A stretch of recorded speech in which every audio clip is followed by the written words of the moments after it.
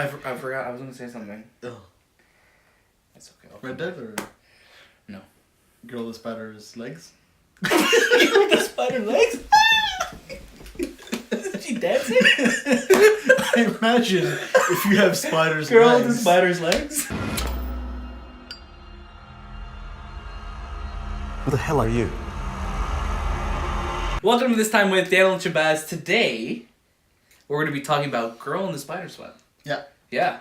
It's not a Spider-Man sequel like I thought it was going to be. No, and not as many spiders, thankfully, in this movie. But really? A good amount. I feel like there was a good amount of spiders. Good amount, but it wasn't like a bunch of spiders. No. No webs. Yeah. No. It wasn't like Chamber of Secrets kind of spiders.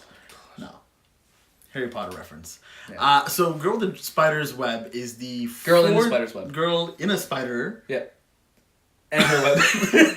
is based on the fourth book in the series written by this person. And it is the sequel to the David Fincher 2011 film. Great movie. Great movie. Now, if you're confused, we are too. Yes. And I think that's the biggest takeaway that I had in this movie, that I felt going into this movie that this was like I was watching the fourth movie in a series that I've missed the original. Like I missed the first three movies, or I've missed something. You know what I mean? Not to say this movie was bad, because I really enjoyed it. Yeah. I really enjoyed it as well. Yeah. I'm not gonna lie. Until we sat down in the theater, yeah, I didn't realize that this was technically the fourth film. I thought this was gonna be literally the second movie, and then I looked at it like, oh no, wait. This is the fourth. That's like the girl on fire or the girl with the dragon's kick. Right. The dragon's kick? Could have been one of those names. Be. Yeah, but very well could be. The first film in the series, I guess you could say, had a very distinct look. It was very dark, very gritty, very David Fincher, very David Fincher, yeah. And this one you have Fede Alvarez? Fede Alvarez, yeah. Fede Alvarez, yeah, taking over, and he did Don't Breathe, right? Evil Dead remake. Yeah. And those films are, universally acclaimed, I could say. You could say. Very distinctive look, very distinctive feel, and this movie definitely does have those feelings of Fincher, hashtag feelings of Fincher in this movie, but it does feel like it's taking its own. It's trying to take its own turn. There's some really beautiful shots in this movie. The way they've moved the camera, especially there's a moment where I guess Elizabeth is kind of reacting to something that happened to her. And, like, she's kind of, like, stumbling, and, like, the camera, the way it follows her, it looks really, really cool. Really, really cool. Really, really nice. And you have Lakeith Stanfield in this movie. Yeah, from Atlanta. Atlanta.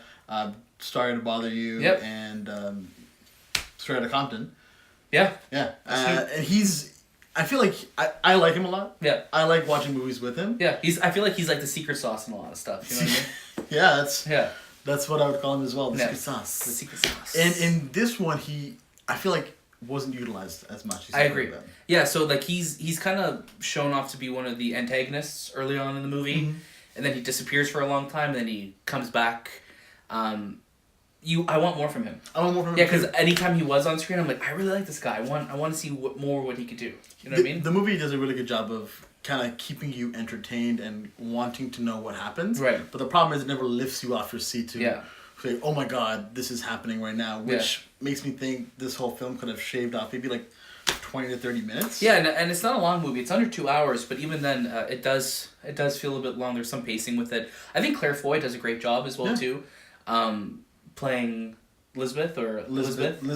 Salamander or Salander. Yeah, like she does a great job, and she's very believable. I guess the main antagonist of this movie, because you don't really have that big of a connection to them. The way, I guess, things are presented to you by the end of it, you're not really getting that emotional payoff that I feel like you want. Mm-hmm. But like you were saying, that it kept me in my seat, but I was never at the edge of it. No. Yeah. So I guess if we had to put our rating on it, we have to because we will. Yeah, that's what you came here for. Yeah. What would you say? I think this one's safe to watch at home. Yeah. Yeah. Netflix, and it's definitely something that I'd say definitely do watch it, because it's got some good spy elements to it. Yeah, it's very cool. You don't have to rush to the theater. Yeah, and this one's definitely not as, I guess, for lack of a better word, grotesque or visually... it didn't make me feel uncomfortable as much. There are definitely some moments in it that you kind of get those hints, but it never went to the lengths that David Fincher took it. But yeah, definitely I think would say watch it at home. Yeah. Well, that was this time. We'll see you next. And if you like what we're doing, please comment, like, subscribe. I'm never going to not mess it up. No, one day you'll get it right. Like, subscribe. Comment, like, subscribe. we love what we're doing here. We hope you do too, and Send us your spiders. don't.